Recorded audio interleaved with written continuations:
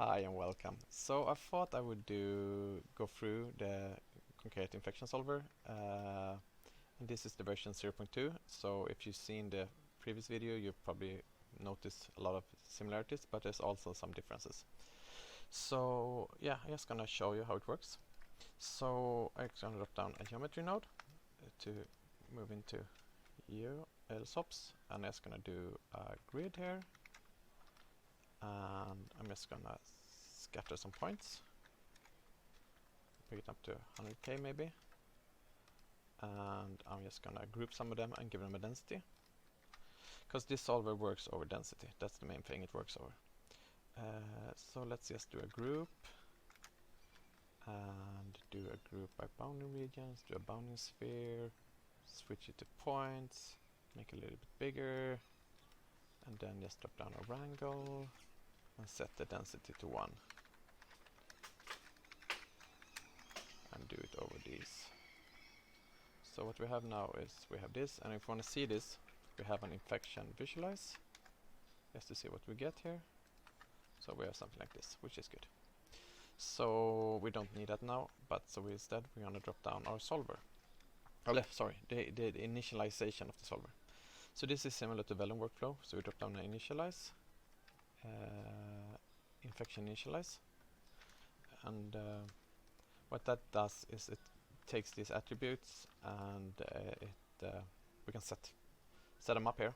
So basically we have a density which has a scale of 1 and it's scaled by the attribute density, and we have a max density which is 1, we have a fuel which is 1, and we have a movable which is the amount of density that can be moved each second by the solver. So all of these are scalable by attributes, but default is that only density is scaled. And then also have the number of points that the solver works over. We set that here so the solver can use it. And most of the microsolvers use this. So when we've done that, we can drop down a dot network. And this is the difference between the previous version. Now everything is just done inside a dot network, which I find easier. So what we need here is the infection solver. Plug it into the output. And we're gonna just do a merge here, so we can have merge in forces, and then we do an infection object. So this, if you're used to simulations, you know this is a very standard workflow. So if we just start to look at the object, we don't really have anything here. We have the name of the object and the subpath for the input, which is default just the first context geometry. On the solver we have some settings. We have smooth max density, which actually tries to keep the density at 1 and or at the point attribute max density. We have a dissipation, how much it dissipates over each frame, and we have a dissipation ramp down here which says from 0 how much it dissipates there and up to 1 how much it dissipates there. So this is multiplied by this. So if we have 0.1, it dissipates 10% at max density at this value and 0% at this value. You can also switch to constant dissipation, which gives you a subtraction rather than a multiplication. So then you loses 0.1 here and 0 here. We have a vector velocity, which is the amount of velocity to move with the forces. And this is needed because the points aren't moving, so therefore we can move the velocity instead. It depends on what kind of simulation you want. And we also have visualization, where we can set some kind of visualization, and we can also set a p-scale. So we're going to bring this down a little bit so we actually see what's happening. So this is the core thing. If we just play now, nothing really happens besides that it dissipates and gets darker. So if we just start by a very simple kind of infections solver thing, it would be like growing this infection. So then we have a solver, microsolver called drop infection growth.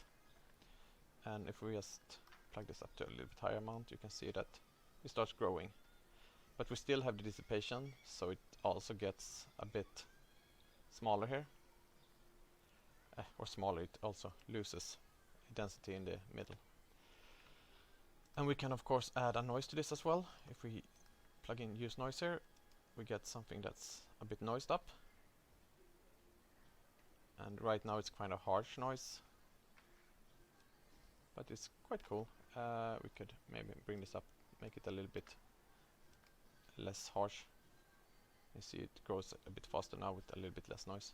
And of course you have the frequency controls etc. here as well. so you can do a lower frequency or higher frequency, whatever you want. And you could of course also just bring up the amount to maybe 5. And this ramp is also how it works. It kind of blurs itself and then it applies this ramp to the density, which makes it grow. So if we do this and we bring it up to a higher thing, we could get like more, you see, more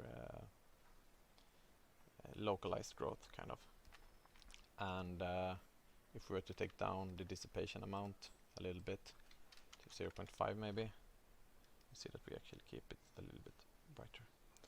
But this still loses values. And there are ways to handle that. We have another node which is called build, which basically enhances low densities and push them upwards. So this is quite low right now, but if we bring this up to like 1, we'll see that it actually fills in these areas. But the amount of fuel here is 1 and it's used up from the start, so it can't really fill up the center more than it has already. So this is kind of very basic setup. If we were to bring the growth up to like 15, we could get something that spreads out. Maybe this ramp is a bit too harsh, but as you can see, we get a very simple growth outwards. And I guess the noise here is a bit too harsh, so if we bring this down, we get a lot faster and a lot more kind of spreading out thing. So this is a very simple setup. If we remove these, we also have something called a force, which is kind of interesting. It basically advex the density. So if we just plug this in as it is, we get it moving in this direction, and it moves out to the end here. And if we were to, as you can see now, it kind of just moves out to the end particles. What we could do then is we could use this smooth max density, because now the end particles get really high density. But if we would add this, you would see that it builds up rather than just staying on end. So now we're actually just moving every particle out to the end here, which works quite well. Depends on what you want, of course. And we could of course also add a noise to this. The time here is by default 0, and that's, I don't know, we could of course add some kind of movement to the noise as well. As you see, we get a lot more random results here. It starts spreading outwards there as well, because it has the velocity, and yeah, so it makes them kind of move like that. We could bring up the frequency to get a little bit clearer what's going on here. It's kind of a nice result. And then of course all these can be combined, so we can then add a grow to this kind of thing. So if we bring the amount up to 1, it's a quite low default here, but as you can see now we get a little bit of growth to this as well. And if we were to bring this up to like 10, it would be a lot more clear, so we get this kind of effect going on, which is quite nice.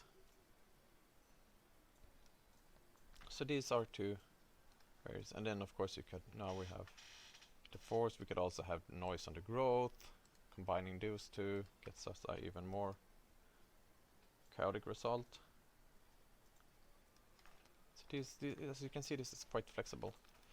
We also have something, if we just keep this force and we have something called spread out, which gives us outward spread that's not based on noise, but rather on how the densities, how the adjacent points have the density. So right now it gives us it's not super clear here, so it's going to bring this up to 2, and I'm also going to do it the other direction, and this makes it grow more outwards. So you can see now we get this kind of thing. If we just remove the force to start with, nothing will happen. Oh, it will, because I have blur on, sorry.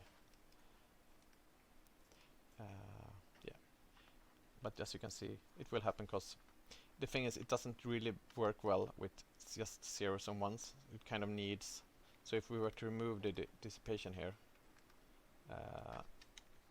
let's take this to 0, you see nothing happens, and that's because this one it doesn't really like the zeros and ones here, So then we can blur it before calculations, and then you still get the effect. So now it kind of does like this. So the reason it gets brighter in the middle is because it's kind of moves density outwards in the streams. And how you want to alter, you can alter these streams to a little degree with this kind of so you get more inwards here, which is kind of cool as well. And then it starts spreading outwards. So this can kind of be used to how you want these streams to go, what kind of density it wants to look at. So now it looks, and basically how it works is that it looks at this density and tries to move away from it. So the reason it's spread outwards here, if we do like this, is that it looks at high density values and it spreads out a lot from them, but not as much from the low ones. So that makes it spread out like that. And then of course this could be used in combination with other nodes. So here's the grow as well as this in combination. See, we get a little cooler result from it. So that's quite nice. We see all the nodes we had here. We also have a drag, which is very simple. If we just use the force here, the drag just tames the velocity, so to speak. So if we move this up to 1, you will see you get a slower result. Moves, it loses density faster, velocity faster. So it's very basic node. And this also have the option of using a speed ramp, so you can say that max speed and min speed, and then you just move, you just drag the speeds you want to. Another cool thing we have, if we just remove these densities, we have 0, and we use a sphere instead here. Let's see, it's gonna, I'm sorry, not lock it, I'm just gonna highlight it. So we see the sphere here, and I can switch to it. So what we can do now is we can just say center is, let's say something like sinus $f times 3, and then we do cosinus $f times 3 here. So you have a sphere moving around like this. And then we can go in here and we can do emit from object. And we just choose our sphere.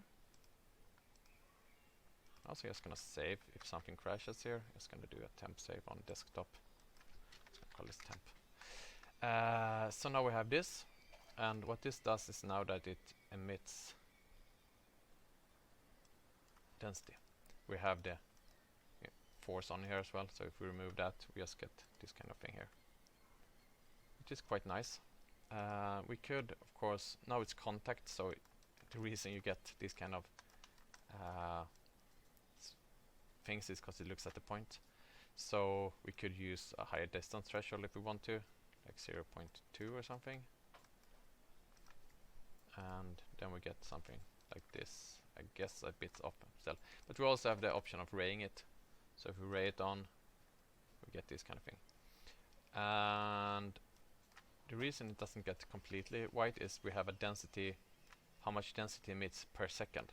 So if we bring this up to 10 or something, you will see that we get a very white value. So that's kind of an option. We also have a noise for this. If we want to add noise to it, you can do that as well. But now it's so high, so it doesn't really show. But if we bring this down to 2 or something, you can see that we get a noisy kind of add of it, which is fun. If we were to add this again, I'm just gonna see where the sphere moves here. It doesn't really move towards that, so I'm just gonna do transform this sphere a little bit, and I'm just gonna translate it so it kind of, not that direction, that direction. I'm just gonna transfer it so it moves, something like that. Let's see how it looks. It moves, it moves over it, which is cool. So if we now go to the dot network, and we change our this thing to our contact again, and we just change to transform instead here, and instead of use density, we're going to use velocity. So what happens now is that it actually adds velocity to our already, as you can see, it continues to move out because we have this advect velocity on.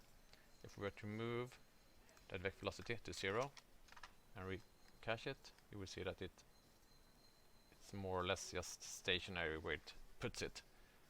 which might not be as fun. So it could be cool to just have this on something at least. But preferably we do this without drag as well. So you see it continues moving, which is quite cool, I think. What else do we have? We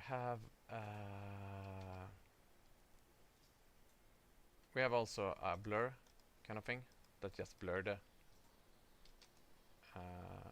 hue. Now it's quite low, but if we bring this up to like 2, everything is amount per second, so it's quite, see, it gets blurred every frame. Maybe we can bring it up to 10 to give it even more effect. Yeah, blurs it more. So yeah, that's an option as well, just the blurring it out. It's kind of the opposite of the sharpening thing. We also have something called tag, which is quite useful. So if we just gonna remove this image from view, and instead I'm gonna do a spread out and a grow and maybe a force. See what that looks. So it looks like something like this. And actually I'm gonna do the starting circle a lot smaller. It's gonna start with a really small kind of thing. So if we do like that, you see that we get a whoa kind of thing going on, which is quite fun. And what we can do then is we can put it on a tag. So the tag basically just says check when the particles reach a certain threshold of density. So I can put it at 0.9 maybe. And what that does is that it tags them when they reach that amount, and it gives me a frame number for those. What I can do then is I can simply just go to out here, and I can do infection split tag. And what that does is it splits out the tagged particles at the time they were tagged, and it also gives me the particles that are not tagged on the second output, like this. And it also gives me the particle that has been tagged, that's not been tagged, kind of. Yeah, so that's not very useful, but this is useful in combination with this. So what you can do then is you can just drop down like a pop network, kind of, and plug this in. And what you can do then is you can just say all points. And also the tag has a threshold here, which is how many seconds it should live for. So if you just move back to the tag, it's going to show you that. So if you see here, now it lives, frames, now it lives for 5 frames longer than it was tagged. Here it only lives on the frame it was tagged. So you can change that. It's something that's cool. So what we can do now in the dot network is we can just take these points that we get, and we can give them a life expectancy of like 0.5 and a variance of 0.2 maybe to 3, I don't know. We can just do use inherit velocity, but we can also add to inherit velocity, where we kind of remove the variance and just add like 0.3 upwards with a variance of 0.1, and maybe add a force like this, with a little bit of wind and a little bit more noise. And if we then were to merge these two, we could also add a gravity here actually, just to give it a little bit of shape. So what happens then? Oh, they just fall down. Sorry, the gravity was way too strong.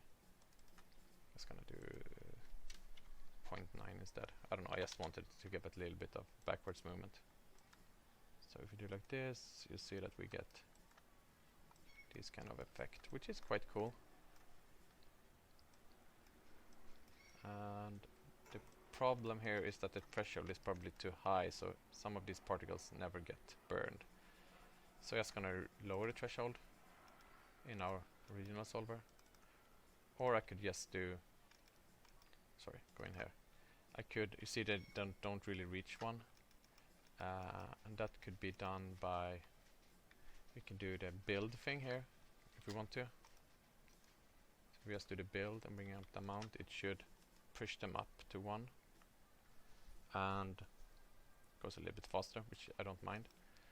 And if we then also maybe lower the threshold to like 0.7 or something, if we now look at this, it should look a little bit better, I think.